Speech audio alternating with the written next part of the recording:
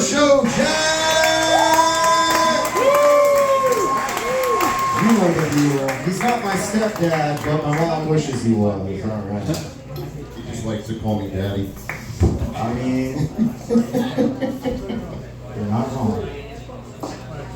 So Marty gave me a couple notes before I came up here tonight, so we have to acknowledge the fact that I'm as old as Star Wars tonight as Back to the Future. I'm back to all right, he's as old as Back to the Future at midnight.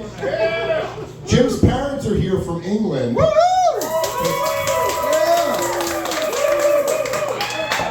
They're really big fans of my comedy. I didn't know I was popular over in England. There's all that listening to the Stones and Iron Maiden that got them over here, I guess. And Jim's wife actually showed up, and let's face it, we're all thinking the same thing. What the hell are you doing with him? It's the beard, isn't it? Does that mean I gotta trim mine and just shave my head to get a beautiful woman? So I did the biggest show I do all year this past weekend, and I'll be honest with you, I'm amazed I'm still standing because it's 5 days, 4 days of vending and 1 day of setup. And I gotta tell you, the heat in Georgia, holy hell. But epic show. I had a great crew. It was a lot of fun. I had someone cancel on me because she got sick right before the show. So my two friends hired two of their friends to help us at the booth. So while we're setting up, for those of you that don't know, I make customized Fangs and Horror Show teddy bears. And we all walked away for a second to get something. We left our friend Brandon at the booth, and we came back. And he's got this Chucky bear I made sitting in a chair, and he's having a full-blown conversation with the bear. So we all stopped and pulled out our phones, like traditional millennials, and started recording this moment. And we got about a good 2 minutes of material of it, and then he just stops, looks at us like, and I'm like, I really wish I still used my TikTok, because that would have been perfect, but maybe I can put it on my YouTube channel that no one watches. So people are still wearing masks because apparently, I don't know, I hear through the grapevine we're going to have another lockdown in December. Good luck with that. But people are still wearing masks. So when you come to my booth, people who wear masks, they have to take the mask off, take the impression so I can make their teeth. So this beautiful woman named Marissa comes by, takes her mask off. That's how I knew she was beautiful, because you couldn't see her face until she took her mask off. They do the impression and everything. She gets up, and I'm sitting at my table working, and I look up, and I see her take the time to put lipstick on her lips, a lovely shade, just to put the mask back on her face. So me being the jackass I am, I had to walk up and excuse me. It's like, I stopped her and her husband dead right in the middle of the aisle. I'm like, I have to ask, did you really just put lipstick on just to put your mask back on? She goes, it's what we do to look beautiful. I'm like, and every gear in my head just came to a grinding stop all at once. Ah! You ever have that one thought that just makes your brain hurt? Apparently not. I won't ask any more questions tonight. So I had I have to use abbreviations due to the rules of the niche, but I had two WTF moments of the weekend. The first was this little kid, could have been more than 5 or 6 years old, and one of the things I sell is also mini Godzilla collectibles. And it warms my heart and shows and proves that there's still good parents out there.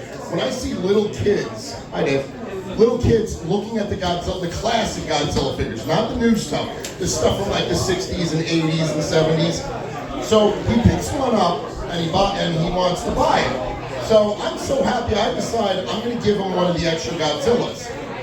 As I hand it to him, he looks at me and goes, I really want this one. And he's pointing the one that's $65. I'm like, yeah, that one's really expensive. And he just holds it up and looks at me and goes, but I don't like this one. All that's going through my head is, you ungrateful little shit. So I'm like, you don't have to take it if you don't want. Puts it in my hand, about face, and walks away. And I'm just like, I'm looking at his parents. They walk away, and I'm just like this. Then, I have a little girl come up to me while I'm working, and she looks at the teddy bears that we're making, and she goes, what kind of blood do you use? So I'm in business mode, so I go, one of the people I used to work with, it's something we used to make. She goes, no. is it human or animal? So I'm like, oh, we're not in reality, we're in fantasy mode. So I just look at her and go, it's a secret. Little 6, 7-year-old girl rolls her head, shakes her head, and walks away. And I'm like, what is it with me and women? I have no luck whatsoever.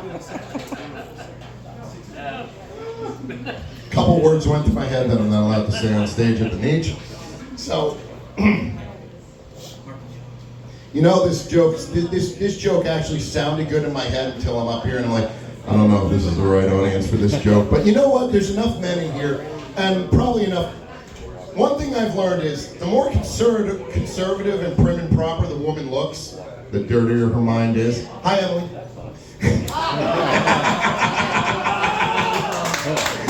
Well, we're friends. We've had close conversations. I know Ray, but we've never had. I can't figure her out. You've got a dirty mind. Don't even hide it. You meet a librarian, rest assured, once they leave the library, they're a dominatrix at night. So, you just ever have one of those moments where no matter how many times you wipe, there's just more? It just never ends? Yeah. Thank you. Marcia just threw me right off like, yes, I know every shit you take is perfect. Right, It's Marcia. Women, it smells like roses. Now, since we're on the topic of bathroom humor, when you're at a convention and your whole daily schedule is off, so I'm in the stall, and I gotta tell you, and this isn't as disgusting of a joke as you think it's gonna be, but the guy in the stall next to me was either really, really congested or doing coke. A lot of coke. Because I'm sitting there and I'm just readjusting everything, and I just hear, and I'm just thinking, I'm really tired. You want to share some? No one wants to see me on coke. And I learned, over-the-counter drugs, if mixed correctly, can be stronger than street drugs. And I did not do this on purpose. So I went to see this band called Cybertron Spree.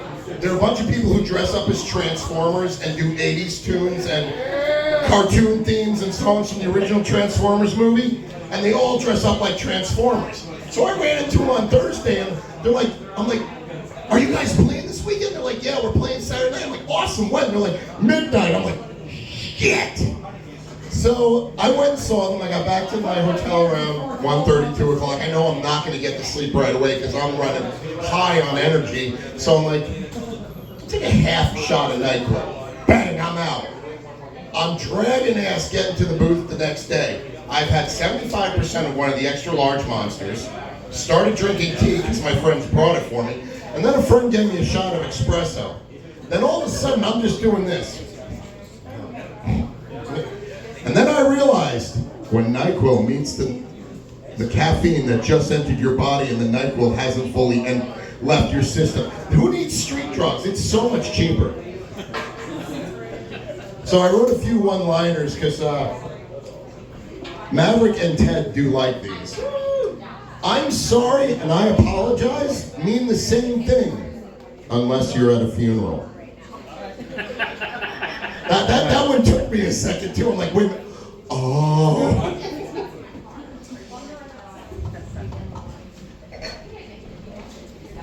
What do you call a deaf gynecologist? What? A lip reader. I am so glad I won. I heard that. Who made that? Was that you? Well. I didn't. These last three I didn't write. So if you don't like them, don't blame me. Blame YouTube. You know what? I don't think I'm going to tell this next joke. All right. Should I be totally uncouth or should I skip it? Do it! All right. Why do women fart when they pee? Because they can't shake it, so they blow dry it. I'm so glad I'm hearing the women laugh over the tell. So sorry you're seeing this side of me. And I'm actually really relieved to see that you're laughing at this. So now, on to the other half, the very special birthday gift I have for Maverick. This is going to be a mini roast of Maverick. Oh, God. Now I have to ask, you're wearing a Fender t-shirt. Yeah. Do you play a Fender? Yeah. Okay, good. I just realized I'm always watching him when he performs, so I'm never looking at his guitar. Because Maverick is the guy that has an ego so huge it could block out the sun. Yet somehow, he's not an asshole. Come on, how many people have egos and you just think at one point or another, like, this guy's a real dick and I want to punch him. Never once with him. More I want to kiss you. Because honestly, like, Maverick is so pretty, so beautiful, and very flamboyant when he was up here. If I didn't know better, I would have thought he was gay. Because no man that looks that good should be straight.